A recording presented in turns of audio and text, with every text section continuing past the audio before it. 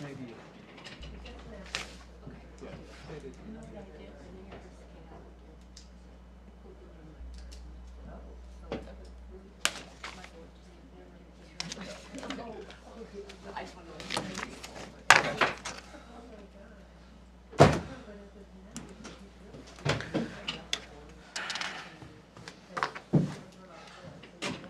I have 4 p.m. All right. Yeah, I get to do this. Here we go. The monthly meeting of the Mount Vernon Planning Commission and Historical Review Committee will be in session. Mrs. Blankenhorn, would you call the roll? Mayor Starr, Mr. Sawyers, Mrs. Ellsworth, Here. Mrs. Filkins, Here. Mr. Hawkins, Here. Ms. Poland, Here. Mr. Swallow, Here. Mr. Deal, Mr. West. Here. We do have a quorum. Thank you, ma'am. Before we get started, I want to read something that the mayor reads at the beginning of every public meeting, or at least at the meeting of every meeting of this commission. As a reminder to all here today, the purpose of the Historical Review Commission, is to balance the public good with private property rights and interests. Also, the commission carries out all other powers and duties conferred on it by the City of Mount Vernon zoning ordinance or any other city ordinance and the laws of the state of Ohio. This is a public meeting, and there are rules of decorum that we follow. We're committed to the democratic process, individual rights of expression, robust debate, and tolerance for different viewpoints. The following general rules of civility are expected, including addressing each other in a respectful manner, no insulting, personal attacks, intimidating, or offensive communication, no harassment, no willful destruction of or damage of property, and no disruptive behavior. Please silence all cell phones or other electronic devices and refrain from private conversations during the meeting. If you need to come and go throughout the meeting, please do so in the least disruptive manner. Again, the purpose of this commission is to oversee the law and make sure it's followed, and planning concurs within the spirit of those laws and regulations which have been adopted by the City of Mount Vernon and the state of Ohio. All right. Mrs. Blankenhorn, again, would you please read the item before us today? Sir, we need to do the approval of minutes from the last meeting. Well, thank you so much.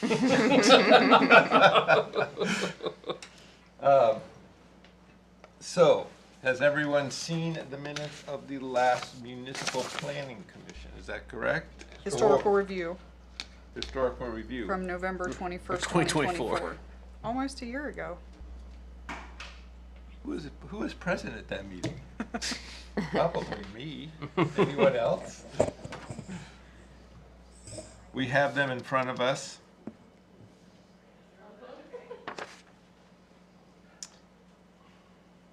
Motion to approve Thank you, sir. the minutes from November 21st, 2024. Correct. Second. I'll I have a second. motion and a second. Thank you. All in favor say aye. Aye. Any opposed? Thank you. All right, now, would you read the item that's in front of us today, please? 2025 HRC 01, a certificate of appropriateness to raise structures at 10 through 18 North Main Street and 6 East Chestnut Street. Thank you. Is there someone who would like to describe and speak in favor of the proposal? Now you need to read the note. Swear yourself in, please. My name is Don Wheat. My address is 629 North High Street, Columbus, Ohio. I affirm that the testimony is truthful to the best of my knowledge and ability, so help me God, or under penalty of perjury. Thank you, Mr. Wheat. Thank you. Commission members, I'm Don Wheat with Pizzuti Solutions. We are the city's owner representative on a number of their current design and construction projects. So what I'm going to be asking you for today is your approval related to the demolition of these 3 buildings, which are planned for an expanded municipal court justice center. As you may know, we're currently working to move City Hall functions out of this building to a new building down on South Main. At that point, this will be occupied temporarily by the courts and court-related functions. And the plan is then to be able to use the space north of this building to create a modern court space that we can't create inside existing structures. This will be connected, the new construction will be connected to this existing building, and this building would be used to provide office support functions. A couple of things I want to point out. We've assessed the condition of the buildings, and one of the challenges we have is the way a lot of these historic buildings are constructed will not allow us to really create the space that we need in the new building. These buildings, for example, use wood framing in the floor systems. They don't allow us the spans that we need to create a modern courtroom space with the widths that we need and so forth. And also some of the functions like secure transport of detainees and those types of features that it just wouldn't be feasible to create in an existing building of any kind. So we've evaluated also some of the components of the buildings, and it's the commitment of the city to salvage any of the historical components of the facades, either for incorporation into the addition to this building for municipal court or for use in some other manner. And I just wanted to make clear that we recognize that there are some components of those facades, for example, that somebody might have an interest in. And so in the process of coordinating the demolition, we would commit to salvaging any of those components for potential reuse in Mount Vernon. So that's really on my request for a certificate of appropriateness to demolish these buildings to make way for an expanded justice center. And I'd be glad to answer any questions. All right, do any commission members have any questions? I have a number of questions. I don't know if anyone else. Go ahead. Okay. So, are you, just so I'm understanding, are you the architect, engineer? Yes? We're the city's owner representative, so I'm an architect. Okay. I actually have specialized training in historic preservation and adaptive use. Great. So what specific issues are there currently structurally with the buildings as they stand? Well, a lot of it is related to just neglect. There have been, I think, a number of activities that have occurred in those buildings over the years. But the building systems are really almost non-existent in terms of what we would need for any kind of modern reuse. Mechanical systems, plumbing systems, electrical systems would have to all basically be completely removed. So would it be, it's not as much of a safety hazard as it is what you're trying to use it for? Would the courthouse would not fit the current structure? We view them as functionally obsolete from the standpoint of being usable for any kind of an expanded justice center. Okay. There are actually also some safety issues. There is methamphetamine contamination in the red brick building with the faces out onto East Chestnut there. Okay. We had, in removing one of the evicted tenants, we ended up with 2 employees of one of our subcontractors who came in contact with methamphetamine and were forced to be hospitalized. Okay. So there are significant safety issues in the buildings that have to be remediated no matter what. Okay. So then this picture's on the top is a good one. So if from a historical perspective, like there's, in my opinion, there's three separate buildings there. There's the one on Chestnut Street, which I don't know when that building was built, but I don't, to me, doesn't look as historic as the brick building on the corner, and what I'll call the gray building, or the Curtis, I think, which I believe is also called the Curtis House.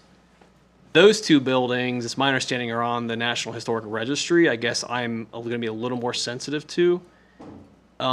Is there a scenario with your architectural background that if the building on Chestnut were to be demolished, that you could work with, assuming we're also going to take the current building on Gay Street and Chestnut out, along with the building behind it, the pinkish building, that would be sufficient space? Or do you also need to demolish the two buildings on North Main? Yeah, so one of the challenges is with the expanded Justice Center, the amount of square footage that we need. If we left part of this area north of this building with an existing building on it, the remaining footprint that we'd have to work with would require an even taller building. Okay. And I think we're sensitive to some of the density concerns that there might be with going even taller than what we envision as at least a two-story building. So are there rough plans that the city has, but they're not? I know There's it's not some previous concepts, Okay. but we're currently working with the design team to evaluate the best way to set up all of the adjacencies and the functions, both for the interim needs and also for the long-term needs. Okay. One of the things, for example, we've studied, and I think we're sensitive to, is the fact that some of the traffic on Public Square can be kind of a challenge for traffic backing out from a safety standpoint. And so one of the things we've looked at conceptually is that it would make a lot of sense to probably try to put the new public entrance off of Chestnut Street and use the grades to allow it to come in an appropriate elevation, which would be adjacent to new parking at the site of the current 5 North Gay building, which would be demolished at a later date. Okay. Anyone else have any questions? Might have more, but. Can you talk a little bit about the interim plan in more detail? So city offices, you said, are moving to South Main Street, while municipal court comes to this building. Right. What we're currently working on is a fit study for what absolutely must be in this building in the interim period. We know certainly municipal court, probably the clerk, and some components of the probation program. There may be some functions that would remain in the 5 North Gay building on an interim basis, for example, some of the probation functions, until the new space is built. And at that point, the court, the clerk probably would be in the new space, and this building would be repurposed for mostly office support type of functions. So if I'm understanding this correctly, then anything that's currently residing in this building is being permanently moved out. Right. What is the new location? 236 South Main. It's the COTC building. Okay.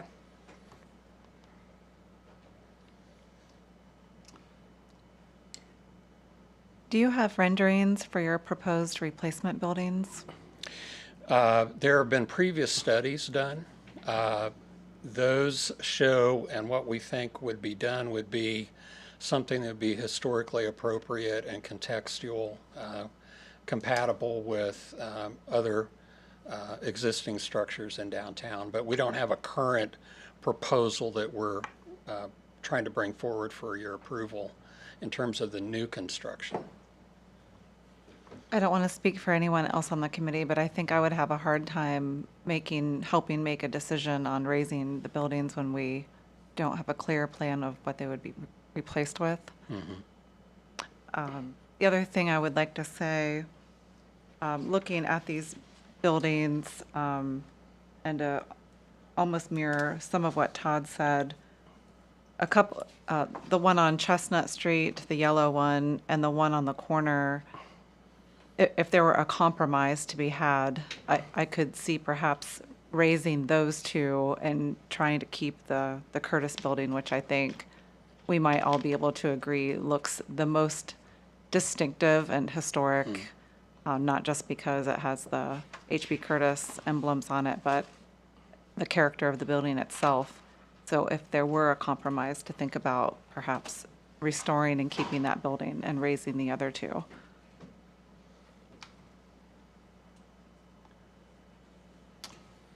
Can you explain the process of a building being put on the National Historic Register and then demolished? How does that work? Well, if it's got an individual certification as a National Register property, and I don't know what this particular situation is with those buildings. They are not. They are part of the historic district, but they are not individually registered. Right. So they're probably listed as contributing buildings that contribute to the overall historic district, I would imagine. If it was an individual entry, that would have a higher standard of justification to take such a building down than it would if it's just in a district designation. Thank you. Any other questions?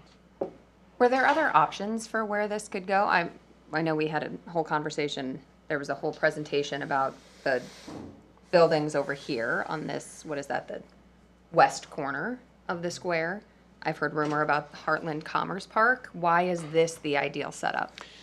Well, I think from what we understand from the city, there are several things that they're trying to accomplish. One of the things is to create an expanded justice center in what's considered the heart of the downtown. That's where the seat of justice should be. That's where people would expect to have an important public building located. And so I think with the proximity as well to some of the county facilities that are just down Chestnut Street, for example, the proximity seems to make sense from an operational standpoint as well. So that's my understanding of the decision there. I think the other observation I'll make is that I think this reuse of this building is helping to offset what would otherwise require an even larger new building. So financially, it's in the city's interest to try to reuse a building space like this where it's possible. In the particular case of the court sets that we would need to create, though, those functions are so specialized that it's really not possible to do that and retain, I'll say, any of the internal fabric of the building in doing that, because typically we need to have courtrooms need to be probably at least 35 feet wide or so, and you won't typically see historic buildings with that kind of structural capability. So that's one of the reasons, as we've evaluated this, we feel like this is the most efficient way to meet the city's needs. Mr. Wheat, it might behoove us all if you would explain your owner's rep for the city for what particular purpose. In other words, you can't speak to certain things, but you have an expertise and you are hired, your company's hired to do what? Yeah, so we basically work as a supplement to the city's staff. We provide additional expertise in particular areas that they may need. For example, we're working with the city to develop a finance plan for all the projects, to work with bond counsel, et cetera, to organize that in a way that works within the city's ability to fund those projects, and to make sure that we're staying within our budgeting on each of the individual projects. And we work throughout the whole course of the projects. So really from the very beginning planning all the way through the construction and then the occupancy of facilities. So we're working as an extension of the city staff. Thank you. What is the physical condition of the various buildings right now? Well, I think it's,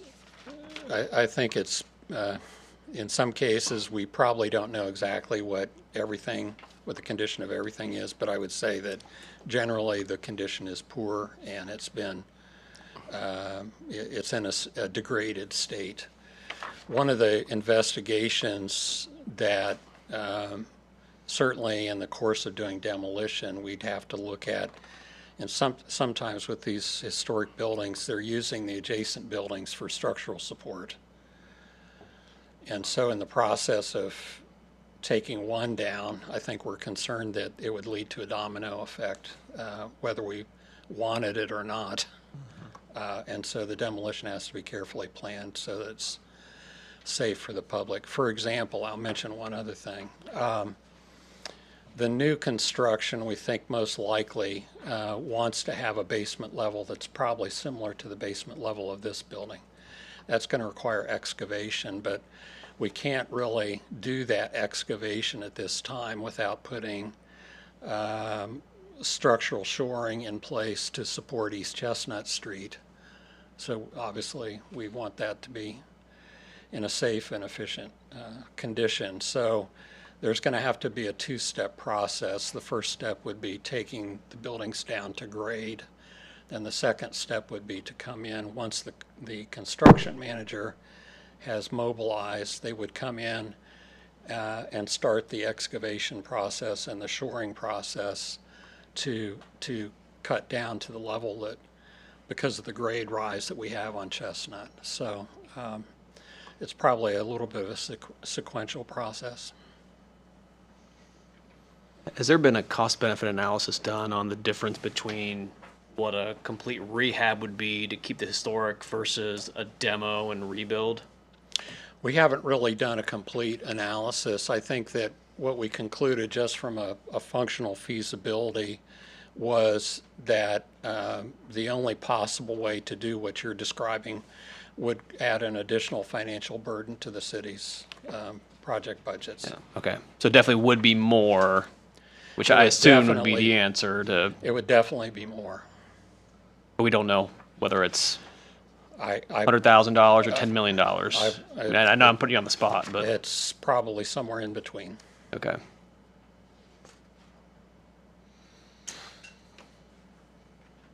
All right, everyone, good? All right, is there someone that would like to speak? Thank you, sir. Appreciate your time. Thank you. Questioning, is anyone in the audience that would like to speak against this proposal? Yes, ma'am. Please, yes, ma'am, please approach and read the statement. Introduce yourself to us. Yes, I'm Susan Ramser, 407 East Gambier Street. I affirm that my testimony is truthful to best of my knowledge and ability, so help me God, or under penalty of perjury.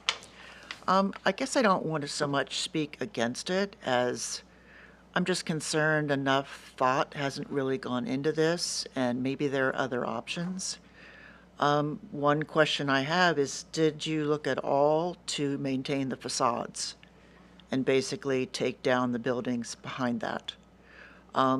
I know this is something I don't think we've ever done here in Mount Vernon, but I travel extensively. I see what they do, particularly in European historic cities where they are not allowed to take down buildings. There's laws against it. That's how they maintain historic charm in their cities. And I sometimes don't think we think about this. There are at least two examples here in Mount Vernon where buildings have been taken down and replacements built. I don't think too many people are going to protest against the new hotel building. What it replaced was certainly not historic, and it's now a beautiful functioning building.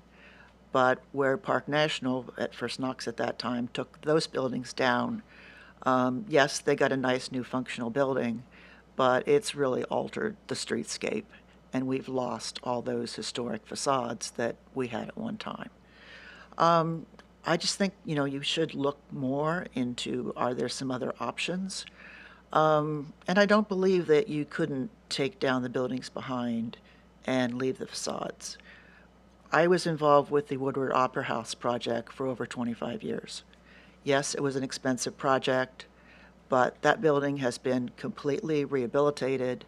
The basement was lowered to gain space there while keeping essentially the entire facade as it looked in the 1850s when it was first built. So those are just some issues I wanted to raise. Thank you. Yes, ma'am.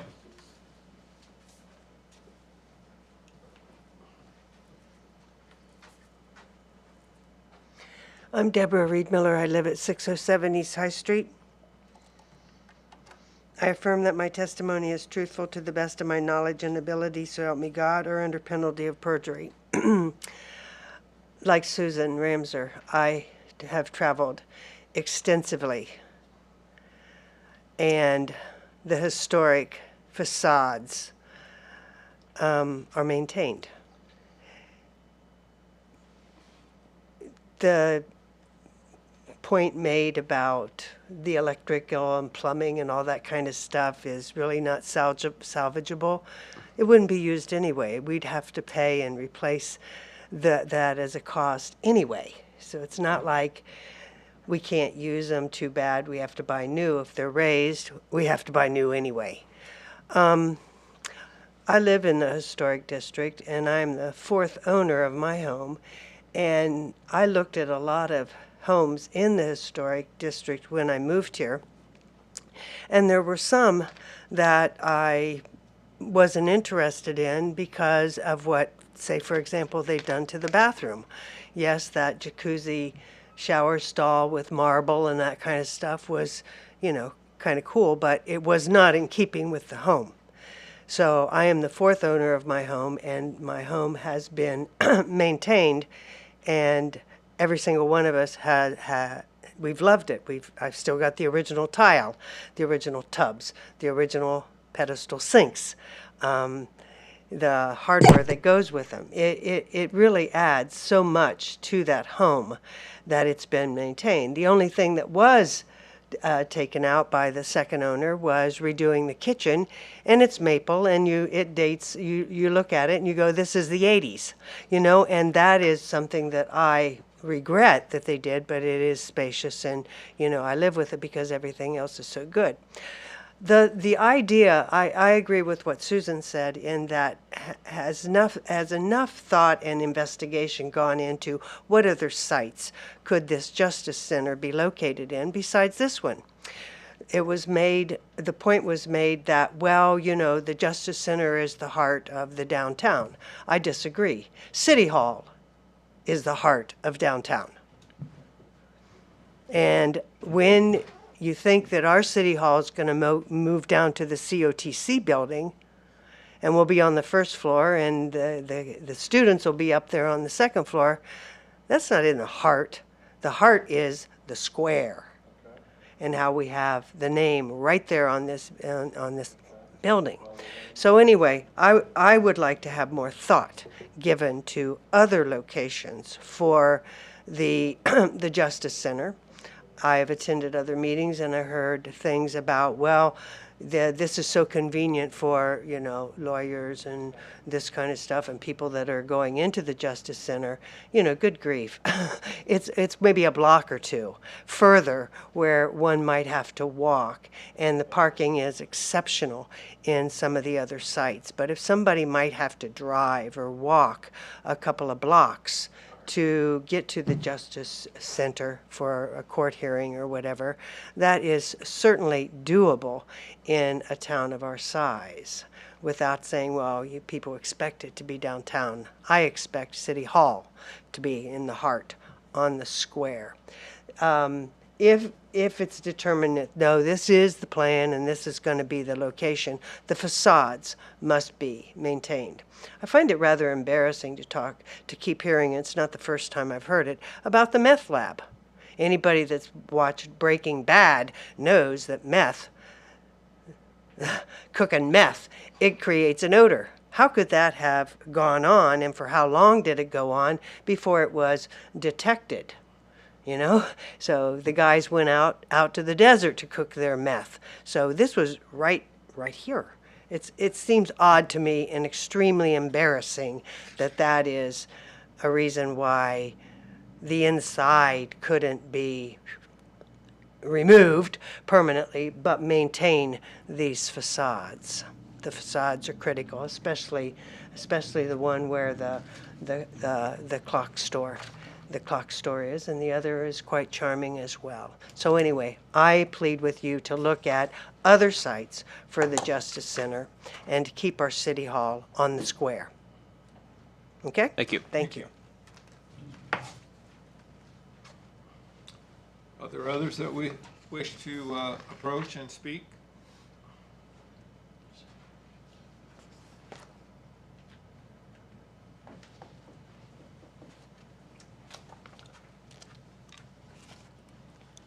My name is Sarah Wagner. My address is 604 East High Street. I affirm that my testimony is truthful to the best of my knowledge and ability, so help me God, or under penalty of perjury. So I guess I'll start with, obviously, from sort of a 2-year process of hearing these different talks, I agree the site might not seem optimal to me. I know there are reasons why they have said this is the best site. All the comments about the security and the anti-bombing necessary for judicial buildings seems a little weird to put it right in the middle of downtown, from my opinion, but if it has to be in the middle of downtown, I guess my comment is, first, why can't we get rid of the concrete block building on Chestnut and the horrible 70s falling apart existing court building and use those spaces and keep the North Main facade intact? I think that would be optimal. A second comment would be, if we're keeping North Main in some format and it's not large enough to have courtrooms in it and things like that, could that not be office space and the larger courtrooms be in this building? and sort of flip-flop the ideas of the plans. It seems like there could be more thought put into, again, how the layout of the new space is, and maybe get rid of some of the less charming buildings that don't lie North Main and flip the spaces, and again, more thought. And last, I will echo what the prior two ladies have said, which is, even if the buildings themselves would have to go, if we could maintain the facades, Mount Vernon's sort of left with like a half 1960s replacement of older buildings and half of the original older buildings. And I would say the 1960s neo-colonial replacements are not the charming parts of our town. And do we want to continue in that mode and have more fake copies of an earlier period and not have the originals if we can? So I would stress more thought and any way possible of maintaining our older character, especially on the North Main Street side, if not the Chestnut Street side. So thank you. Ma'am.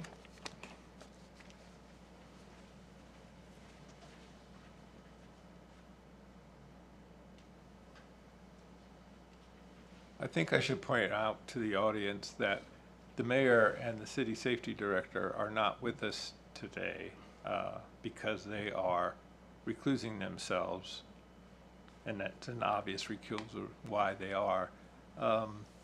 So, Ms. Blankenhorn and Mr. Bourne, could I ask the two of you, as representatives of the city, how long has this process been going on? Has there been public hearings?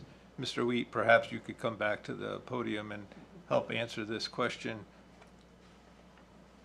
How many other sites were considered? Those kinds of questions to address the ladies. One of you.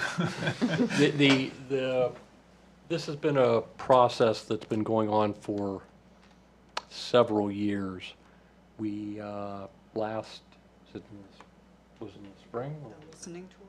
Yeah, was that in the spring or the fall of 2024? We did a series of public meetings with people to talk about what they wanted to see. There was a significant amount of public. Originally, they had hoped to take down, the city acquired the land for the building, which is the tar building, and they had hoped to use that property for potentially building a new justice center. And the tar building is, as you mentioned, to the The left. west corner? Yeah, right Or over to here. the west, I mean, And left East. and west. the Whatever way. the Yeah. potential cost, I misspoke, east. it's east of us, I believe. I'm sorry, go ahead. The cost of that sort of construction was beyond what the city could bear based upon the other current needs of the city. The building where municipal court, the police department, and my office currently has a functional lifespan of less than a decade. And so, and Judge Thatcher has made it quite clear that he wishes to have, that he's going to get the court out of there one way or another, sooner rather than later. And if I'm not mistaken, it is the city's responsibility. Yes, the city has a statutory responsibility to provide appropriate space for the court. And so the city started to look at what were the needs of the city. The police department has to be housed appropriately, my office, and the court. The building is falling down, as I mentioned. Anyone who walks through the parking garage will see the additional work that's had to be done to shore it up. And so as the city started to look at where it could go, they originally were going to talk about building down at the industrial site, Central Hyatt, no, Heartland? Heartland Commerce Park. Yeah. We are, as many of you may have seen, we've just landed another tenant down there. It's industrial space, it should be used for that, and we're hoping not to. Additionally, the construction costs down there, we would basically end up, were significantly greater than what we were going to be able to do to rehab and then build something additionally new to this building. So you need X amount of space, the city will be able to borrow and pay for certain things, and so there becomes the issue of cost. The buildings here just north of us on both North Main and on East Chestnut are in significant dilapidated condition. They are, if you walk out there, the Curtis building, unfortunately, it regularly loses pieces of the facade to the, that land on the sidewalk, and that's a problem. The city has attempted to shore up and to protect that, but it's sort of a losing battle. When you start thinking about preserving that sort of facade, once again, you're looking at what can the city afford and what do we have to spend money on. And so that's one of the things that's also gone into here. So the city has had, and there were what, I think 9 or a dozen various listening tour. Yeah, they were held January through March of this year. January through March of this year to get and people were very unhappy with the potential of us tearing down the tar building.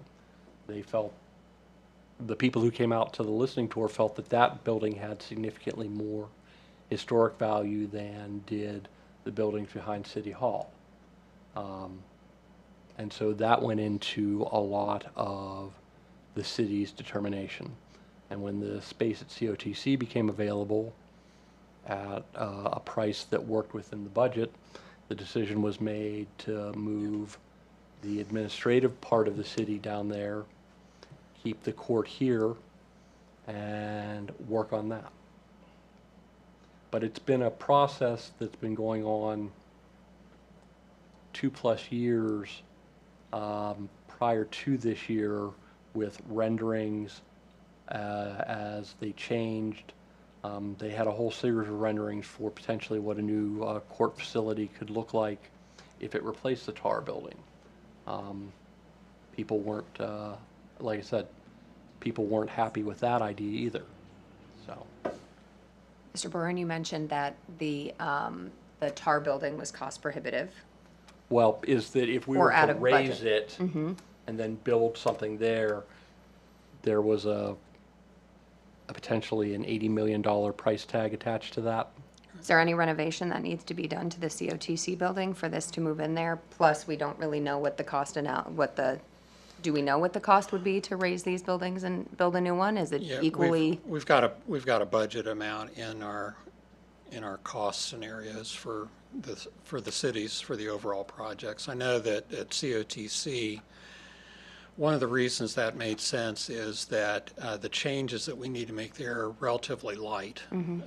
It's primarily just making some adjustments and adding a couple of partitions and things like that to create the private offices needed for the staff. So that was one of the things that was appealing about that, was that it required a very light touch. It didn't require a change of use. We didn't trigger the need to comply with current codes and so forth. So it was economically made a tremendous amount of sense for the city to. The head in COTC that space direction. is ADA compliant. Right. None of the, with the exception of possibly the new fire house over on West Gambier Street, none of the city facilities are. One of the things about building the new justice wing, that will become ADA compliant, Right. and there'll be changes made to this building to do that. None of the entrances to the facades on these buildings are ADA compliant, and given the amounts of money that would need to be spent, they would have to become ADA compliant, I believe. Yeah, and I think it'd be helpful for me to address the particular comments related to keeping the facades. If we keep the facades and we don't keep any of the internal construction, then we essentially have to build probably a new structural steel framework to support all of those facade components, because they can't stand up by themselves. So we have to create some kind of a structural framework that would support each and every one of those facade components. It can be done, but there's a significant cost associated with that. You had mentioned previously about keeping or salvaging some of the components for reuse. Are there like things in mind that you have, Well, or that the particularly city has? the keystones on the windows, for example, with the Curtis logos. Okay.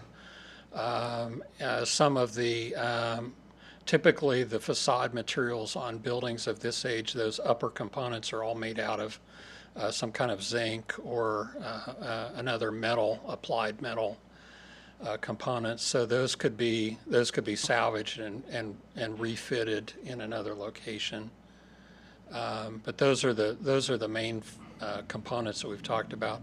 Certainly the windows could probably be salvaged and repurposed somewhere. So that's another component. But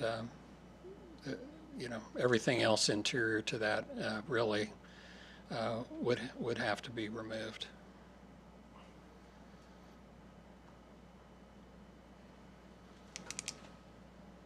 Okay, other questions?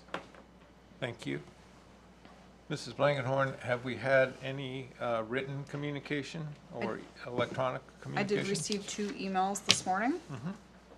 The first one from Vicki Fitzgerald of 206 East High Street.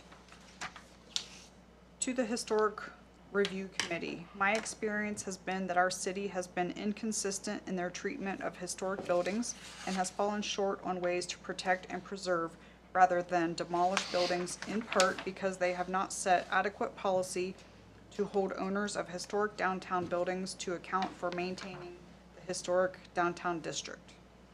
I am aware that the 10 to 18 North Main Street buildings in question before the Historic Review Committee are in deteriorating condition due to a lack of maintenance by their previous owners. However, they are not necessarily in worse condition than our newer, poorly built city municipal building, which the city has continually propped up and poured money into to keep it standing.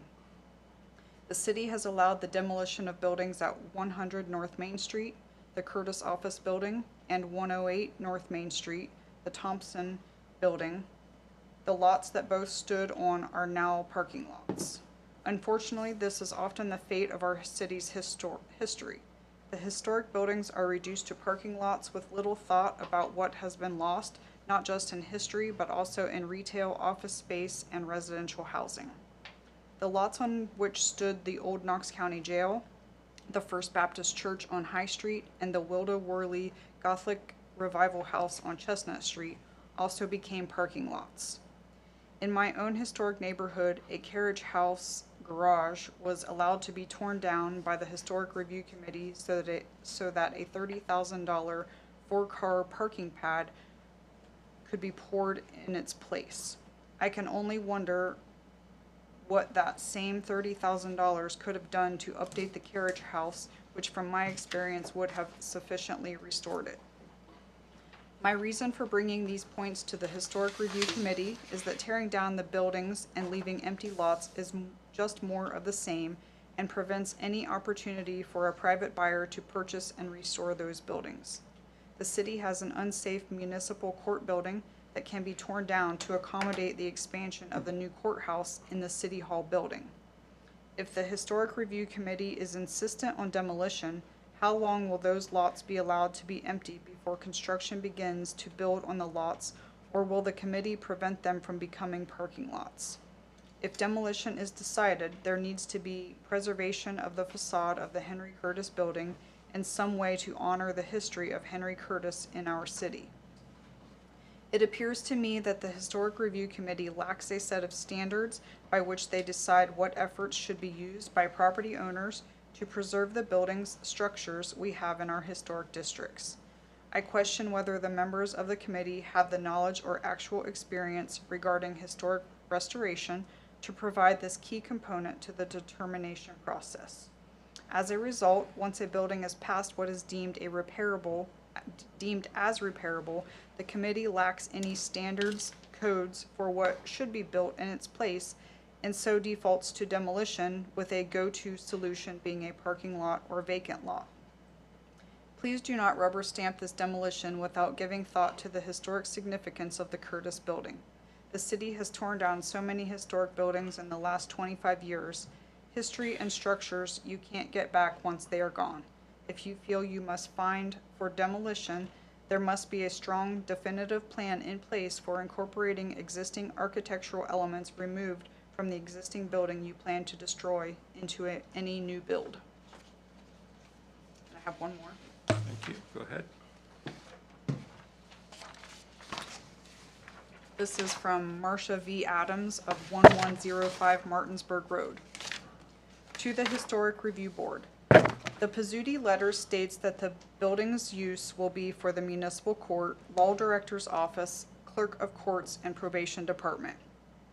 I was under the impression that there was plenty of room for those offices in the current city building.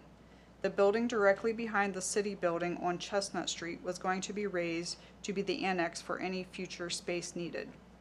I am still passionate the Curtis building. It does need a lot of work due to past owners not doing any kind of maintenance. There are fundraisers, grants, volunteer work that could be done to come up the funds. It is no less important than the Woodward building and can be restored and be a jewel in the city. Many other cities have been able to keep and restore almost every building in their downtowns, and they are beautiful and full of history. Does Mount Vernon want to be known as the town that would rather tear down their history or live up to the honors this town has been given? PBS has highlighted our downtown. In 1965, Look magazine named us an All-American City. 1994, Ohio magazine names us Ohio's most livable community. Ohio magazine has featured Mount Vernon as one of its best hometowns multiple times, 2017 to 2018, highlighting our downtown, most recently for the 2025-2026 issue. They also recognized Mount Vernon among the 5 great places to live, work, and visit. Do you think the people who have come in the past to see our historic downtown and walk the historic neighborhoods will still come when all we have are parking lots and college buildings in our downtown? The Historic Review Board has to do their due diligence and save this and other buildings and homes for the future generations. Everyone should have to follow the rules and standards of the Historic Review Board and hold people accountable. I am grateful for the buildings being used by the colleges instead of sitting empty. We need to save our downtown and most importantly our historic buildings and homes. If nothing tugs at your hearts and minds to save this building, then at least save and restore the whole front of the Curtis building and build a new inside foundation basement. Thank you. Mr. Ball is not with us tonight. I think we've heard about the engineering concerns and the buildings not being possible to be restored in their current conditions. Is that correct? Would that be an accurate statement? That Mr. is my Bourne? belief. Mr. Bourne? Mr. Or Weiss? Mr. Wheat? Okay. Yeah, we believe they're functionally obsolete.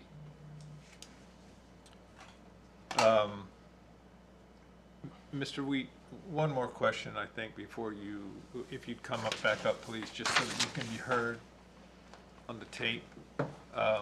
There was a comment made about the municipal building now, the city, this one here. What will replace that building once it's torn down? Right, so the planning work we're looking at is basically once the new construction would be completed for the municipal court and the courts, the clerk, probation, law director, everybody has occupied the new spaces and this repurposed space in this building. Once that has occurred and the police are moved to their new location, then that building would be taken down. All of the parking would be taken down. And conceptually, what we're discussing is basically 2 levels of parking. One would be at grade on Blackberry Alley. The other one would be at grade on Gay and Chestnut Streets. The bottom level would be for staff and the top level would be for the public. So it'd be off-street parking related to municipal court with a convenient proximity then to the new main entrance for the Justice Center. So that's the conceptual plan that we're working under. Okay, thank you. Anyone else from the public that would like to make a comment? Yes, Ms. Ramsey. I just had a Please come question. up. I'm very concerned. Ms. Ramsey, you had to you come up to so the- that you can be on the official record. Yes, Susan Ramser. I'm very concerned about the comments about I'm not sure what it would be, the hardening, the security adaptations that would have to be made to have a courtroom and the associated spaces right off the square. Could somebody speak to that and as to, in this day of terrorist activity, whether it's really a wise thing to put a building that's going to attract possibly threats right on our public square?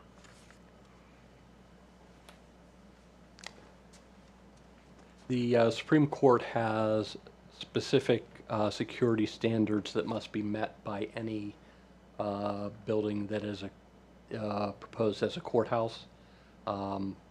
Depending on how long it's been there, certain of those, it doesn't have to meet all of those. The new one will have to meet all of the new standards.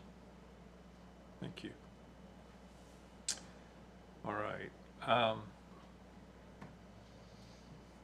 So, Ms. Bourne, we're to you as the law director. Are there any legal concerns? There are this is a certificate of appropriateness for the demolition and the planning. In the end, there's a list of things that need to be taken into account. you know, in the end, I mean, so that is what this group is tasked with doing. There is the current use or the current standards or what is currently there, whether or not it is possible to rehab those and make them into something new. The city cannot require owner, whether it's a public or a private entity, to continue to use a building in a certain way. The city is currently here proposing to do something like the Grand, which was to take something that's not working on that space and to make it fit with the historic nature of the buildings around it. Thank you. So, just to clarify, if this were to get approved, does it need to go to council at all, or does this, okay.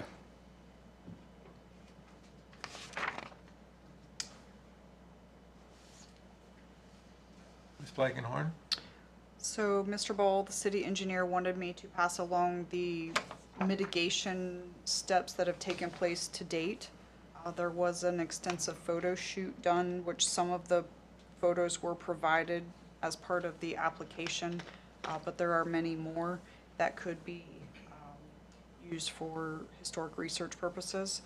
There was a 3D scan conducted of the buildings, including City Hall. They're still working through the data that was collected, but I've seen a sampling of that where you can essentially do a walkthrough of the building as they stand today. So that would be something that could be kept.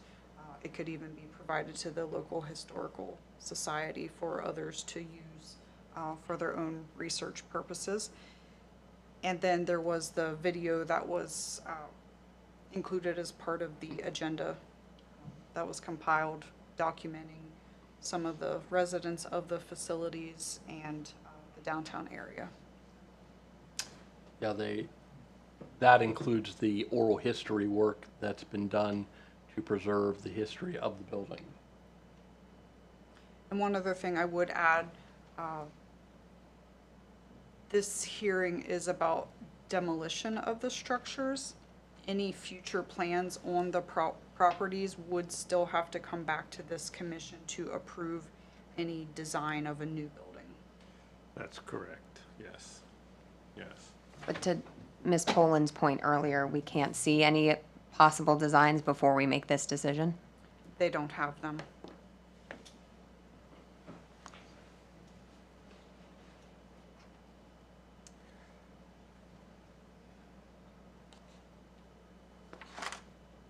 Other commission questions as we enter a private discussion as opposed to public? Mr. Boren or Ms. Blankenhorn, was it ever discussed to rebuild on the current municipal 5 North Gay? Well, there are several issues with that.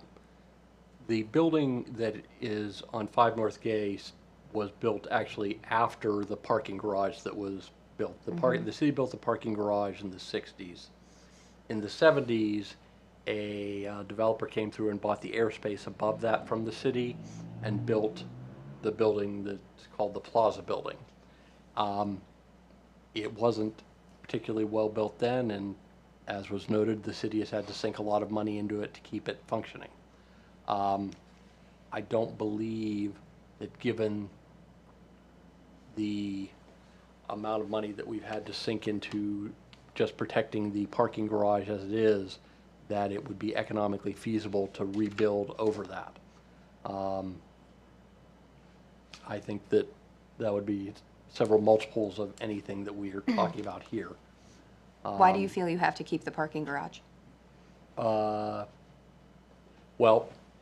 as a number of people have noted, that the surface lots that have popped up here over the city are probably not the best use of some of the land. And so by keeping a parking garage, we eliminate the need to take other land for parking by keeping it a multi-level structure.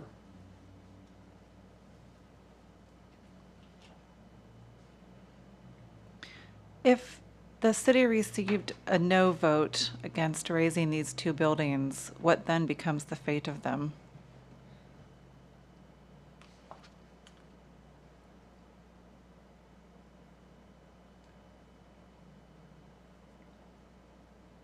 I have not discussed exactly what the mayor and the safety service director would plan to do. Um, you know,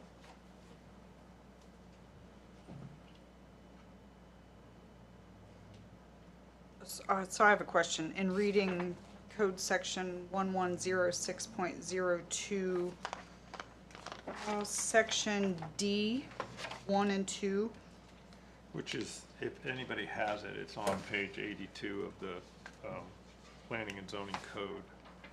this is the historic overlay district and specifically addressing preservation of property upon demolition of a structure. Number 1 says, whenever a structure within the HO district is proposed to be demolished, an application for a COA, a certificate of appropriateness, shall be filed with the ZEO, the zoning enforcement officer, as provided in this section 1103.05. In considering such application, the Historical Review Commission shall limit its inquiry to the proposal for grading, landscaping, and other design treatment of the property once the structure has been removed. And number 2 states, nothing in this section shall be construed to prevent the demolition of a structure, whether public or private, within the HO district. When I read that, I see it as this commission doesn't have the authority to stop a demolition. They can only rule on the plans for the future after the demolition. Now, whether you, in limiting your inquiry to the proposal for grading, landscaping, and other design treatment of the property, you may deny that at this moment to request or demand more information.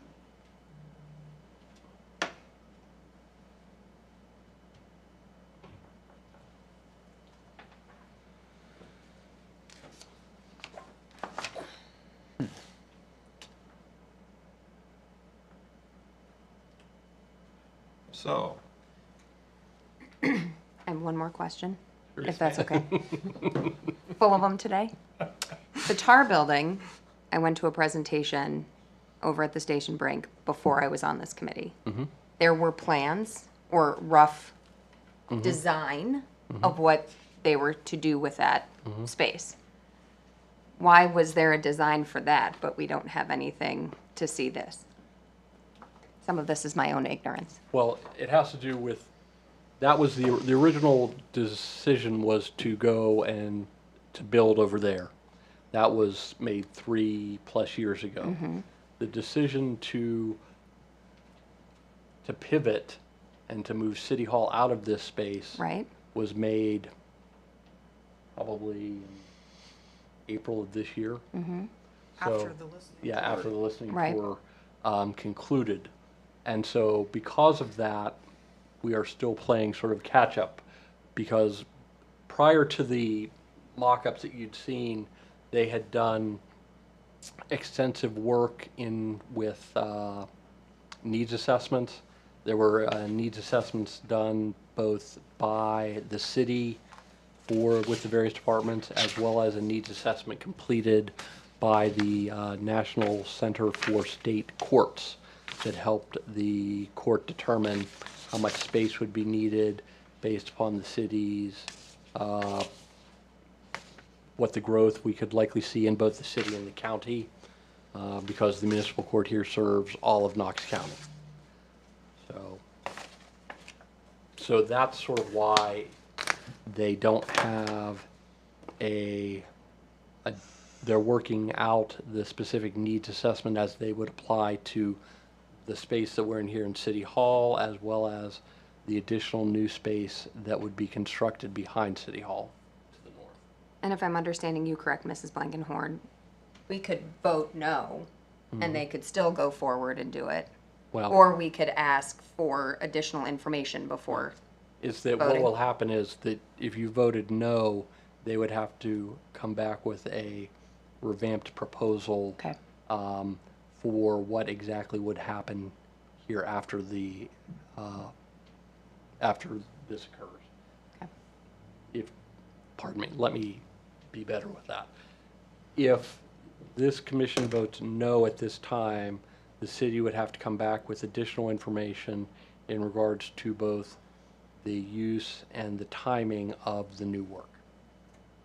But not a proposal of the new work itself or a rendering. Well, I mean, that certainly is one of the things that this group could hold out for. This group still has to vote on it, and so. What happens if we don't have a motion?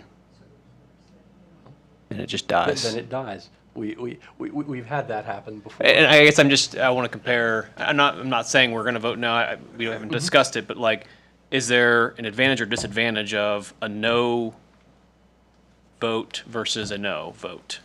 If there was no vote taken, that would be no decision one way or the other. The city could bring back its current proposal and force a vote on that. Okay. If the commission were to vote no, to take up the motion and to vote it down, the city would have to come back with additional information. Okay, thank you. Okay. Has the certificate of appropriateness been conducted properly?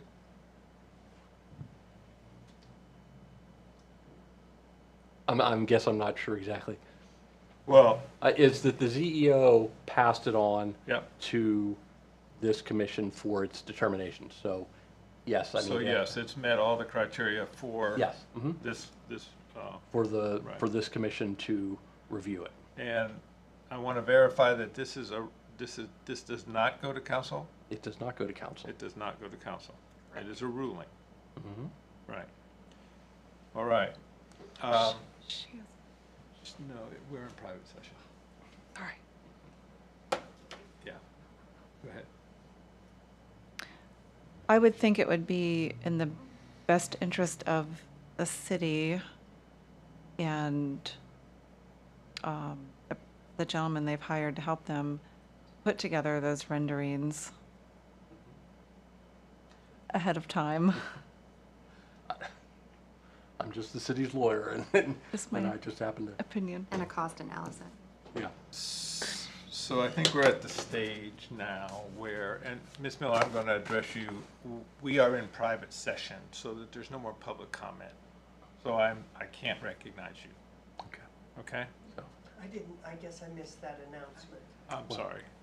Perhaps this is my first time at chairing, and so perhaps I did not say that, and I apologize if I did not say that. So, if there are no more questions for the commission to have discussions amongst themselves, we would need a motion one way or the other. Yes, sir, that's where I was going. Okay. So, as Mr. Warren just said, I as chair would entertain a motion either to approve the certificate of appropriation or Appropriateness. not to approve the certificate of appropriation.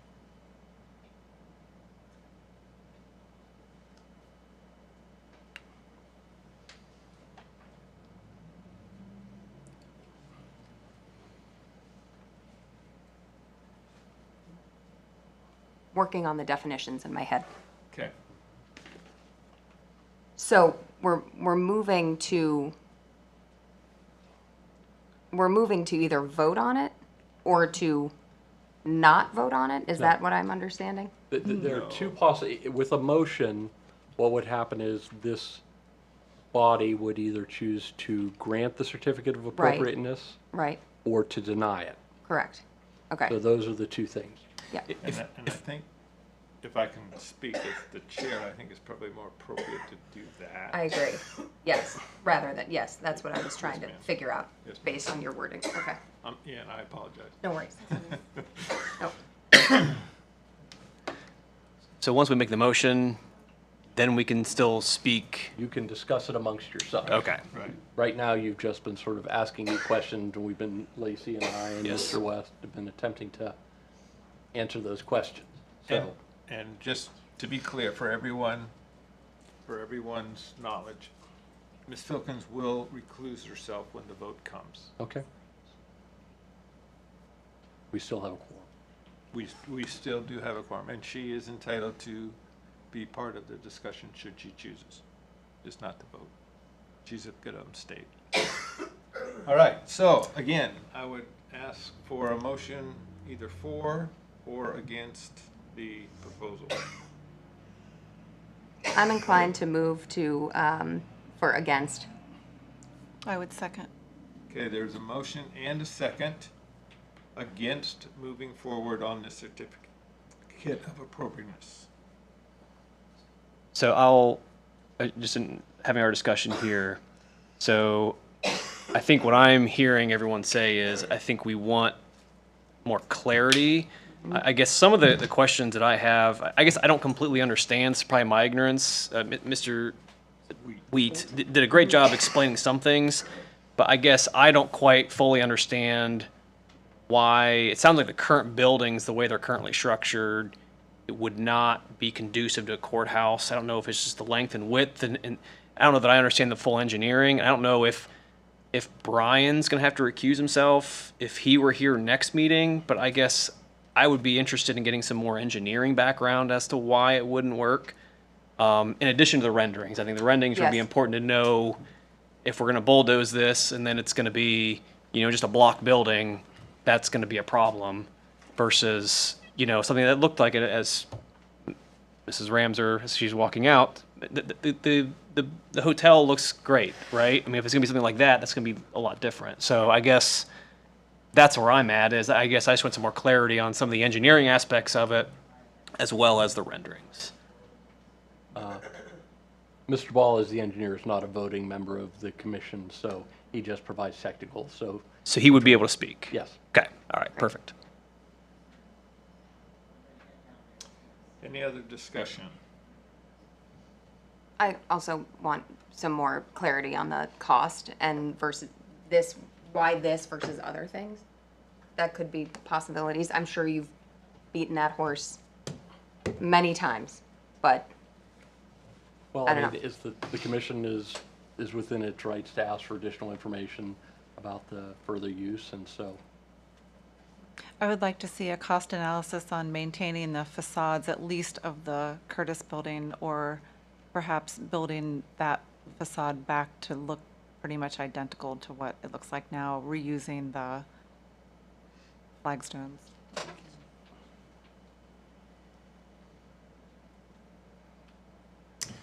All right, Ms. So- Blankenhorn, go So, ahead. so just to be clear, a yes vote is a no vote. yes vote is denying it. A yes vote is The denied. Yes. Right, So, all right. right. All right, Ms. Blankenhorn, would you call the roll, please? Mrs. Ellsworth? Yes. Mrs. Filkins is abstaining. Mr. Hawkins? Yes. Ms. Poland? Yes. Mr. Swallow? Yes. And Mr. West? No. All right, with that vote, Mr. Wheat, you do have some marching orders. And so we look forward to continued discussion in the future. And I thank everyone for their time. Is there a motion to adjourn? So moved. Second? Second? All in favor, say aye. Aye. All right. Thank you. Rob, were you the second? Yes. A second.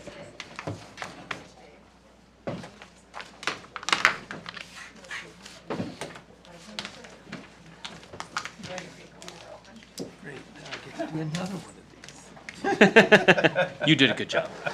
You did a good job. Great.